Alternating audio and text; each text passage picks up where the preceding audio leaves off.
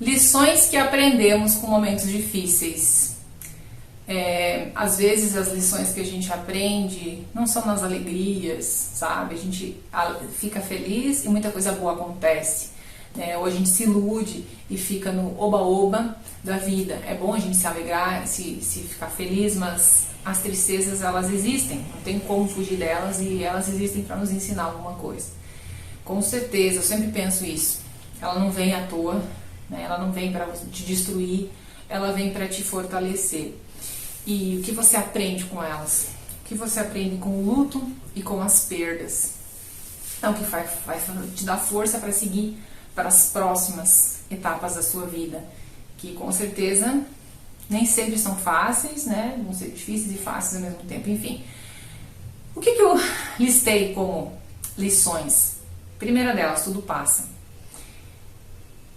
Muitas vezes o tempo de dor que a gente passa, ele parece eterno, né? Mas ele é muito pequeno a todos os momentos felizes que a gente teve e compartilhou com as pessoas que passaram na nossa vida.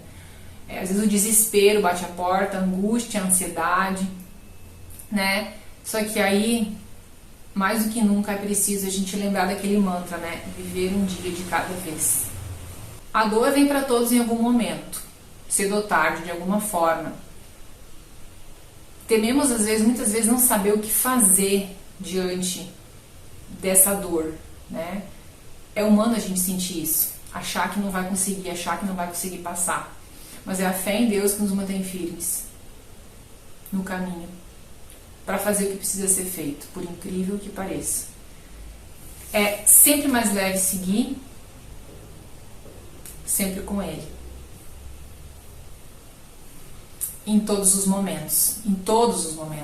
Porém, é nesses momentos de dor e de tristeza e de luto que muitas vezes a gente mais sente a presença de Deus na nossa vida. A gente mais sente a proteção de Deus, a proteção e a mão dele guiando, sabe? Guiando e fazendo as coisas acontecerem como tem que ser.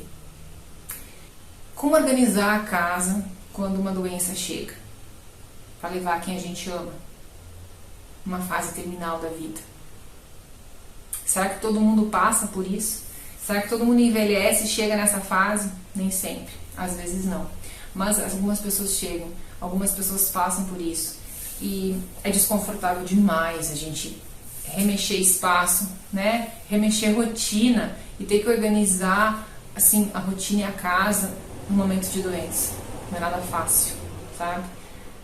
Mas quando os cuidados se tornam uma prioridade, quando os cuidados paliativos se tornam uma prioridade, não sei se você sabe o que é cuidado paliativo.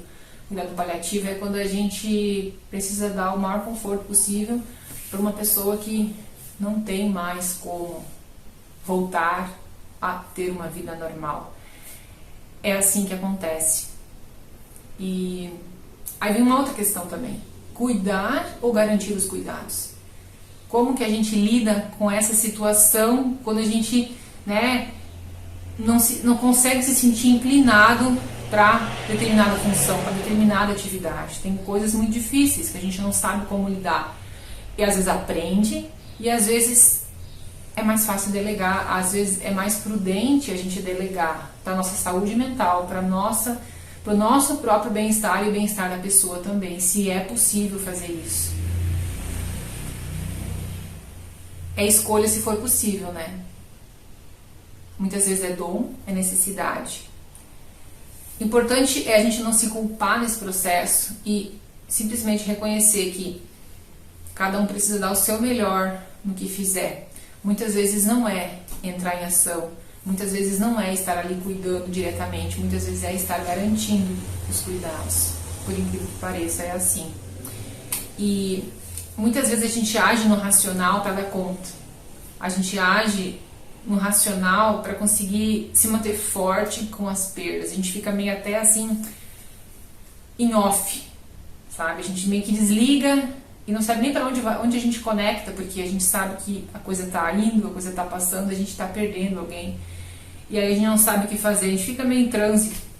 E é uma fase, digamos assim, essa fase racional até uma fase limite, ela é possível, sabe? A gente até consegue se manter racional e frio, até inabalável, talvez. Mas em algum momento a gente desaba entre quatro paredes, em algum momento a gente chora, a gente ora, e a gente tem que reconhecer que isso também é uma forma de cura, esse processo também é uma forma de cura, para superar a dor de quem fica, sabe? Trancar o choro, trancar, não adianta. Em algum momento a gente explode ou a gente deprime totalmente, né? Aí vem outra questão. Falar do luto é essencial. Falar da perda é essencial com alguém que a gente confia, sabe? Com alguém de confiança. Isso também é uma forma de curar. Às vezes a gente precisa silenciar, calar, né? Precisa sentir realmente, mas a gente também precisa falar e compartilhar. Simplesmente silenciar, pausar e não falar nada, em algum momento explode. Em algum momento a gente explode, de alguma forma. Né? Ou em uma doença na gente mesmo, né? Ou aquela tristeza profunda explode uma doença, ou explode alguma coisa. Então é melhor que a gente fale do que a gente se cale. E uma fase de cada vez. Né? Uma fase de cada vez. Calma. A gente se depara quando alguém parte com itens que a pessoa deixou, né? Com pertences, o que fazer com essas coisas? A gente desapega logo, a gente desfaz logo de tudo, a gente elimina vestígios, ou a gente deixa tudo como a pessoa deixou. Então eu acho que desapegar faz parte do processo.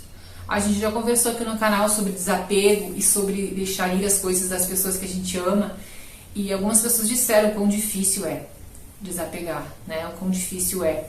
Eu acho que a gente precisa respeitar, como eu já falei, o tempo de cada um, né? Nem tudo precisa ir embora, mas a gente precisa reconhecer que vai chegar um momento em que a gente precisa deixar ir, sabe? Que a gente precisa e que a melhor coisa a se fazer é realmente desapegar, porque não faz bem, né? Não faz bem. A lembrança precisa trazer alegria. A lembrança do que ficou precisa trazer alegria. Quando a lembrança traz tristeza, é difícil a gente seguir. Por exemplo, quem chegou até o final, eu vou contar. Quando a minha mãe faleceu, o quarto em que ela se divertiu tanto, o quarto em que ela curtiu tanto uma fase bonita da vida dela, foi o espaço onde ela faleceu, né? Foi o lugar onde ela viveu, digamos assim, os últimos dias de vida dela. E aquele espaço, eu tentei ressignificar aquele espaço. Eu tentei ressignificar, mas foi profundamente difícil, porque não foi possível. Eu tentei ressignificar, só que eu mais perdi do que ganhei naquele espaço, sabe? Não consegui. Eu não consegui. E eu sempre tive medo de passar por aquela fase da morte em casa. Sempre tive medo daquela fase. E quando isso chegasse, eu encontrasse a mãe, sabe? Eu tive medo disso, porque ela viveu esse momento com o sogro dela e eu não queria viver esse momento com ela. E no final das contas, eu segurei a mão dela até ela falecer. Eu fiquei segurando a mão dela até ela partir. Sabe? Eu não sei de onde Deus me deu força para aquele momento, assim. Eu só imaginei, ela sempre estava do meu lado, sempre esteve do meu lado, sabe? Sempre esteve ali comigo. Como eu naquele momento iria abandonar ela? Eu precisava encontrar força. Então eu encontrei. Deus me deu essa força e eu fiquei feliz por ter feito aquilo, sabe? Mas eu nem sei o quão difícil isso é hoje pra mim ainda. Lembrar disso e viver isso e... Uau! Falar disso. Mas foi. E tinha que ser assim. Isso me mostrou que não é necessário, não é preciso ter medo. A gente encontra força em Deus nos momentos que a gente acha que não vai ter força. Nos momentos em que a gente acha que não vai conseguir. Deus nos dá a força. Deus nos dá força, o entendimento. E a maturidade vem muitas vezes com perdas. Que a gente poderia ter amadurecido antes. Que a gente poderia ter entendido muitas coisas antes. A gente poderia ter compreendido muitas coisas antes e a gente não compreendeu. E a gente não conseguiu. Só chegou atrás depois, sabe? Enfim, eu queria compartilhar esse falar com vocês porque é importante a gente falar sobre isso, eu acho, às vezes, sabe? Quando a gente vivencia esses momentos. Eu nunca tinha vivenciado um momento tão intenso assim, como foi a partida da minha mãe. Foi um momento difícil, muito difícil. Mas também passou, né? Deixou lições, mas também passou. E algo interessante que eu quero sugerir para você, nesse vídeo, assistir uma série Netflix chamada Recomeço. Essa série fala exatamente de um paciente que descobriu lá, numa fase da vida, que tinha leucemia. Eu nunca tinha visto algo assim no Netflix. E alguns meses antes da mãe passar por esse processo, a gente assistiu essa série, sabe? A gente assistiu essa série. E eu fiquei... aquilo me marcou bastante. Parecia que foi uma preparação, assim, sabe? Puxa, é assim que acontece. Mas eu nem imaginava que a mãe tivesse com leucemia. Mas eu acho que ela já estava.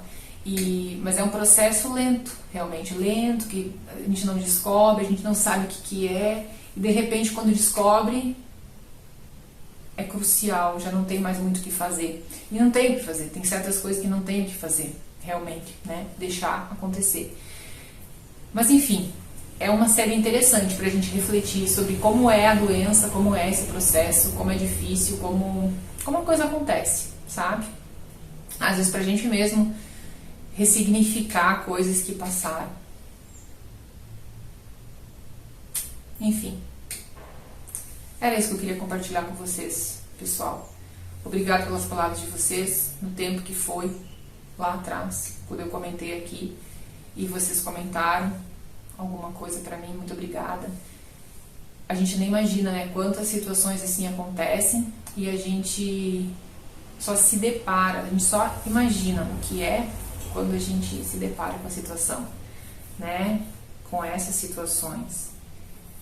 E quando eu falei sobre o cuidado, nem sempre a gente consegue cuidar, nem sempre a gente tem força para cuidar e consegue dar conta dessa atividade. Existem pessoas que fazem isso com louvor, com louvor. E Deus coloca essas pessoas no nosso caminho e a gente é muito grato a Ele por tudo isso. Isso também é a mão de Deus fazendo a coisa acontecer e se desenrolar da melhor forma.